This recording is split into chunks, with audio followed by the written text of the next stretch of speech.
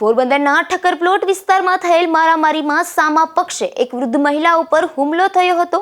આ હુમલામાં ઇજાગ્રસ્ત બનેલ વૃદ્ધ મહિલાને સારવાર માટે ભાવસીજી હોસ્પિટલમાં ખસેડવામાં આવ્યા હતા। પોરબંદરના ઠક્કર પ્લોટ તકિયા પાસે રહેતા હલીમાબેન હુસેન સંધી નામના વૃદ્ધ મહિલા પર ઇરફાન ઇબ્રાહિમ, સલમાન ઇબ્રાહિમ, મોહિન ઇબ્રાહિમ, રેશમા ઇબ્રાહિમ તેમજ અન્ય બે અજાણ્યા શખ્સો દ્વારા પાઇપ વડે હુમલો કરાયો હતો। આ હુમલામાં ઇજાગ્રસ્ત બનેલ વૃદ્ધ મહિલાને સારવાર માટે પોરબંદરની ભાવસીજી હોસ્પિટલમાં ખસેડવામાં આવ્યા હતા। બોલો માજી તમારું નામ? હલીમા હુસેન। શું થયું તું? મારામારી। કોણ હતું મારવામાં? કેટલા જણા હતા? ઇરફાન ઇબ્રાહિમ, મોહિન ઇબ્રાહિમ,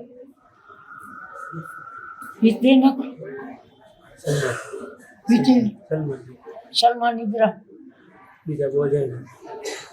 બીજા બે જણા એને માણસ આવે કાંઈ એ હતા બે, એના નામ નથી આવતા ભાઈ।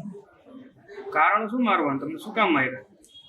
બોરિંગ હારું એનું ઘર મૂકીને અમારો ફરિયામાં આવ્યા બોરિંગ કરવા। તો ભાઈ રસ્તામાં ના તમે કરો, સાધન એટલે તૂટી જાય તો તમે પાછા બાંધો અમને। બાજુવાળાને બાંધ્યા એના ઓલી કોને બાજુવાળા અમને બાજુ આવ્યો। તમે માર્યા ને એને હથિયારો હતો કે તમને માર્યા ત્યારે? એવો પાક માર્યો, ધક્કો માર્યો, પડી ગઈ તો મારો ભત્રીજાને મારવા ગયા તો વાડી ફરી તો મને પાક મારી દીધો।